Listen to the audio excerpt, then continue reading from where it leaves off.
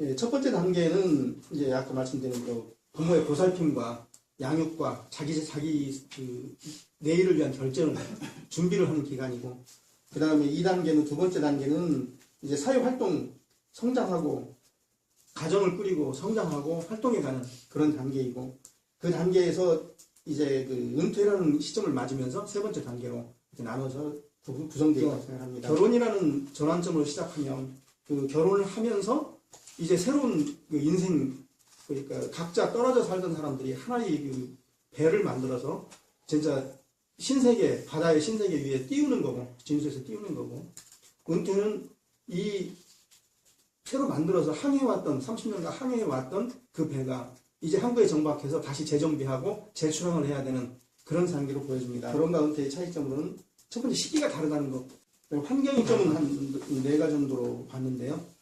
네, 새로운 출발 시작점이라는 겁니다. 결혼과 은퇴는. 그다음에 환경의 차이를 극복하기 위한 조정이 필요하다. 그다음에 인생 설계를 필요로 하더라.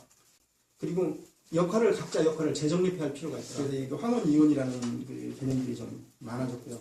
그러면 황혼이혼이라는 이런 그 전제를 놓고 봤을 때 이런 일이 발생하지 않고 나머지 30년간을 정말 부인의 손을 꼭 잡고 편안하게 행복하게 살 수 있는 방법은 없을까?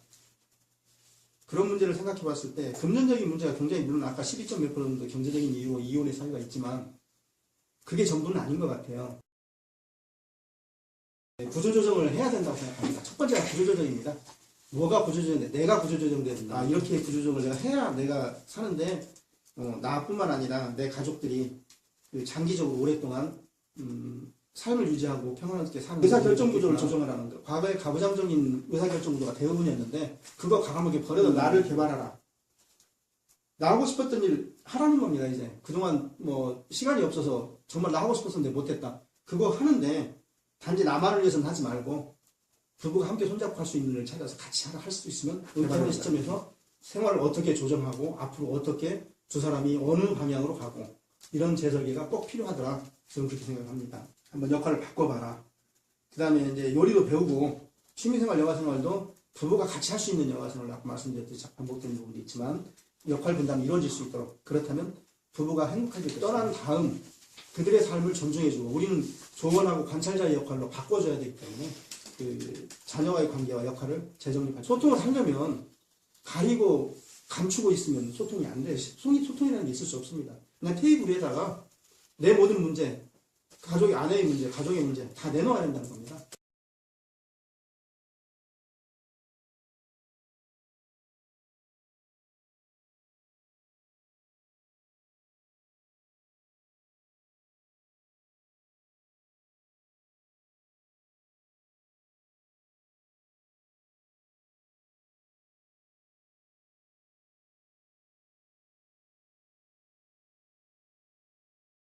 법이라는 것이 시장과 전혀 따로 놀고 있다는 생각이 들기도 하고, 정부가 개입하는 그 어떤 사회적 타당성이라는 게 매우 부족하다. 베이비 부모들이 처해 있는 현재 은퇴 시점에서의 재정적인, 금전적인 곤란, 이런 이슈는 어떻게 보면 국가가, 정부나 이렇게 사회적인 어떤 합의에 의해서 개입해가지고 어떤 직업은 분류되어서, 예를 들어 이거는 노인자합이다, 요거는 청년들이 받으셔야 된다, 뭐 그런. 일본에서는 정년을 65세로 연장하는 이제 그 고령자 고용 안정법 뭐 이런 걸 시행을 해서 조금 그 정책적으로 뒷받침을 해줬고, 미국은 65세로 갔다가 70세로 갔다가 정년. 진지한 여가란 뭐냐 하면 아마추어나 취미 애호가나 자원봉사자들에 의해서 추구되는 실질적이고 흥미롭고 성취적인 행동의 체계적인 추구다, 뭐 이렇게 이야기를 하는데, 그런 관점에서 우리는 은퇴와 맞물려 가지고 이 이슈는 굉장히 중요한 이슈입니다. 우리나라는 애들 결혼시켜주고 집을 사줘야 되고, 그렇죠. 이게 참 인프라가 제대로 안 엮여서 그렇게 되는 건데, 우리가 베이비붐 세대는 해주는 많습니다. 우리가 막 준비를 못한 상태에서 확 다 기초가 잘 돼야 된다라고 하는 게, 그런 것들이 내가 하려고 하는 것들이 아내와 사랑이 안 되고 이렇게 기반이 안 돼 있으면 짜그락거리고 이렇게 되면 무너져 내린다. 앞으로먼트를 만들어서 이제 뭐 교육부도 돌리고 뭐 노동부도 돌리고 뭐 그때 가가지고 활발하게 경제활동을 그 40, 50대가 되면서 해야 될 사람들인데 이 친구들이 그때 가서 어려워질 것 같다.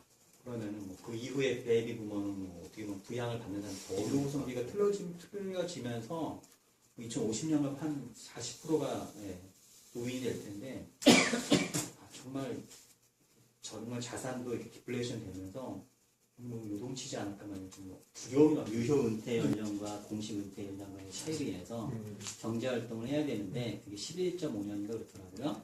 근데 그 경제 활동을 할 뭐라 그러나 그 거리 일자리 그러니까 경제적인 어떤 부를 창출할 수 있는 기회 이런 게 부족한 게 아닐까. 오히려 노동력이 감소하는 문제.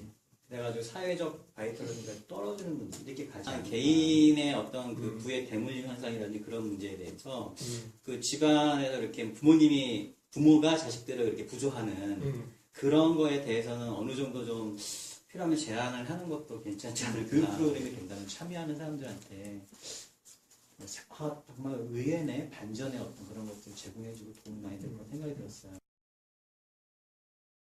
이게 대인관계 없이 혼자만 틀어박혀 있으니까 이런 문제가 또 생기는구나.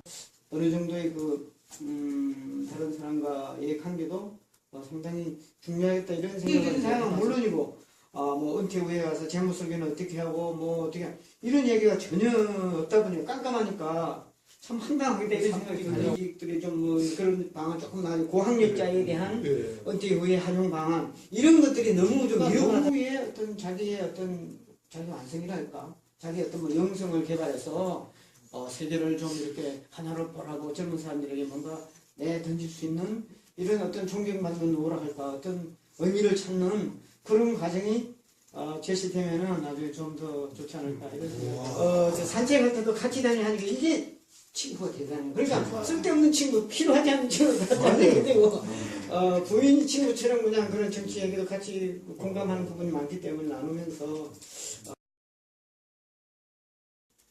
그 취업 문제에 앓고 있는 젊은 세대들하고 갈등 이런 게 때문에 이미 더 이상의 대책은 힘들 것 같아요. 연령대별로 다 현실적인 고민들이 많은데 누구 하나 그 교육시키 제대로 돈을 쓸 수 있고 제대로 삶을 즐기고 아까 말씀하신 재설계를 할 때 도움을 줄 수 있는 것들을 잘 만들어가 내면 올바른 교육부터 이루어져야 되지 않을까 그 생각이 확 들더라고요.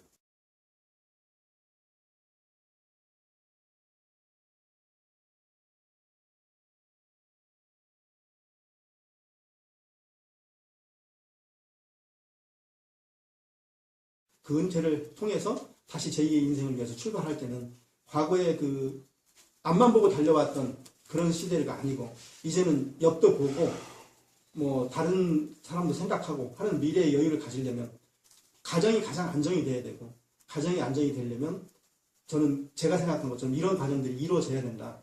이런 과정이 다 이루어진다면 그 이후의 삶이 전혀 다른 행복한 삶이 될 것이다.